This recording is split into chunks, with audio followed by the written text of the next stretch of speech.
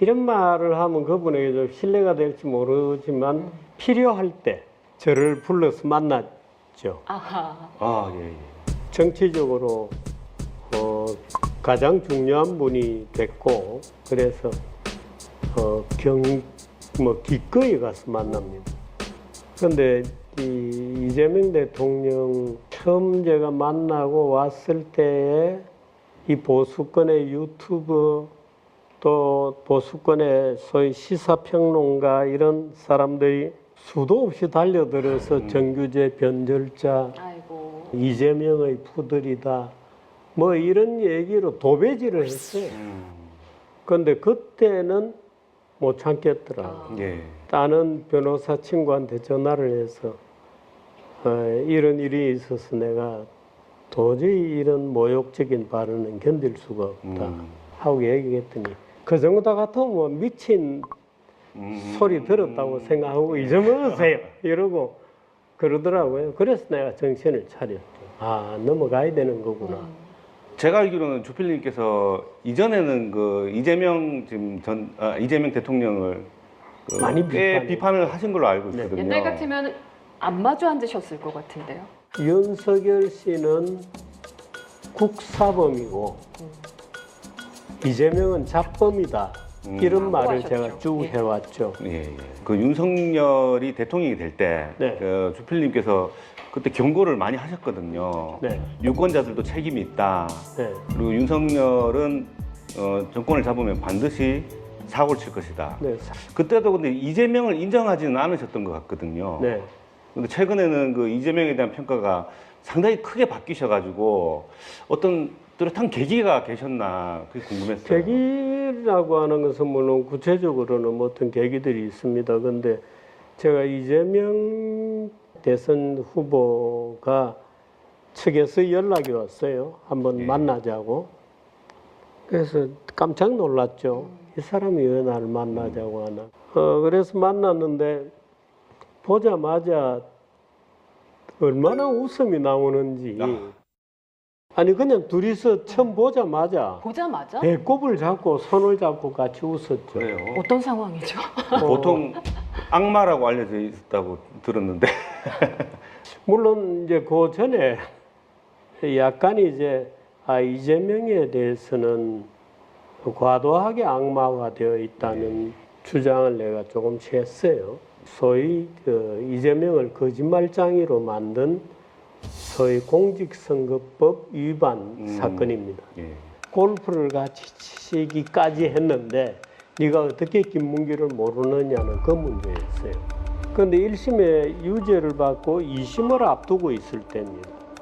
2심 고등법원 판결을 앞두고 있을 때인데 제가 자료를 다 구해가지고 찬찬히 들여다봤습니다. 제가 이거는 무죄다 그랬어요. 아, 예견하셨죠. 네, 이거는 무죄다. 내가 해외 골프를 여러 번 치러 갔는데 나도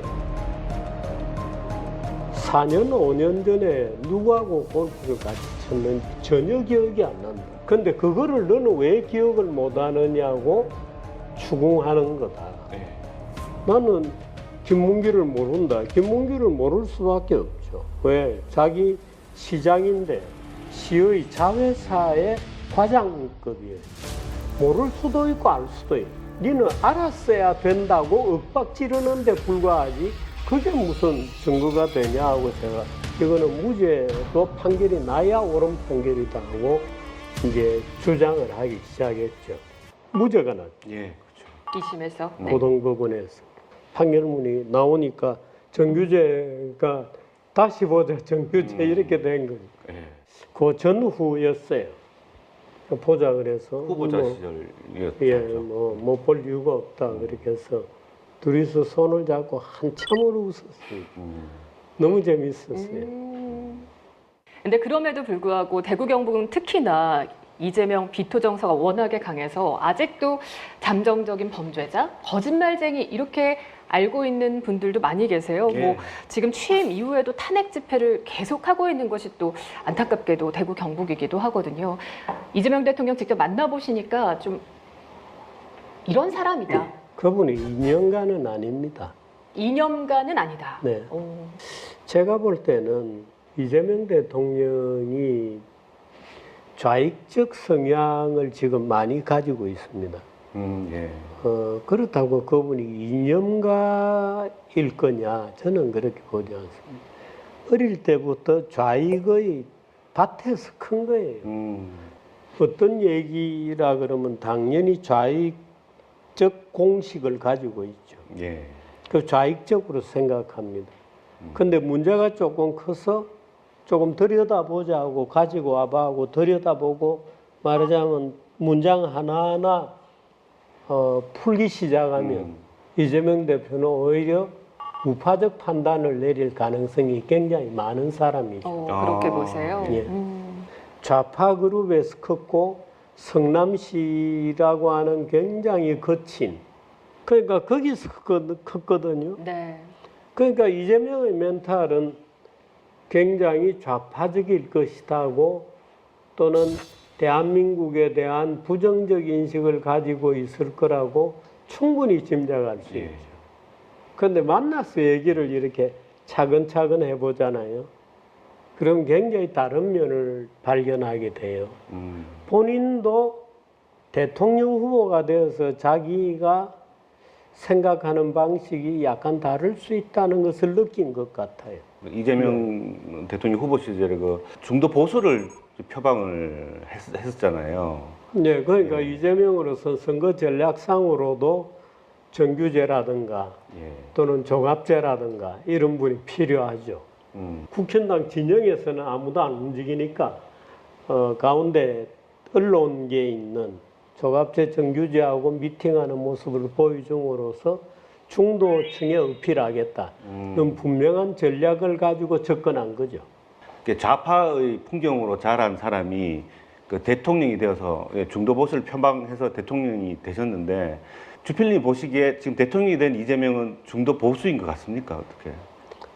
현실의 여러 그 이해관계자들이 있으니까 공개적으로 얘기하기는 어려운 얘기입니다만은 이재명은 변하려고 굉장히 애를 쓴다고 저는 느낍니다. 민주당은 잘 안 바뀌죠. 그러니까 이 둘 사이에 필연적 모순이 있을 겁니다. 지금 뭐 이번에 지지율이 급락하는 일이 있었잖아요. 원래 이재명을 극적으로 지지했던 사람 말고 소위 중도 실용이라는 이름으로 이재명을 지지했던 그룹 중에 상당수가 떨어질 가능성이 있는데 두 달 만에 이런 상황이 어떻든 폭로되고 있는 것은 필연적이다 이렇게 저는. 그러니까 이재명 대통령은 여러 가지 어떤 중도 실용의 길을 가려고 하지만 국힘당은 국힘당대로 민주당은 민주당대로 완전히 이건 다른 세상에 살고 있거든요. 그 얘기할 이유도 없고 다른 사람하고 토론할 이유도 없고 자기들끼리만 얘기하고 앉아 있는 겁니다. 민주당도 거부하는 상태고 국힘당은 아예 그건 뭐 쳐다보지도 않죠. 그러니까 그 갈등은 이재명 대 민주당의 갈등일 가능성이 굉장히 많고 제가 그거는 대통령 되기 전부터 예고했었거든요. 이재명의 최대의 짐은 문제는 과제는 민주당이 될 거다. 신호가 조금 빨리 온 것일 수도 있겠네요. 지금 최근에. 신호가 조금 빨리 온 것일 수도 있고 국회에서 여가부 장관 또 교육부 장관 두 명이 날아가고 두 명이 새로 들어왔잖아요. 더 나쁜 케이스들이 들어왔다고 그렇게 보세요. 흔히 보거든요. 특히 교육부 총리 같은 경우에는 야 부총리감이 기본적으로 돼?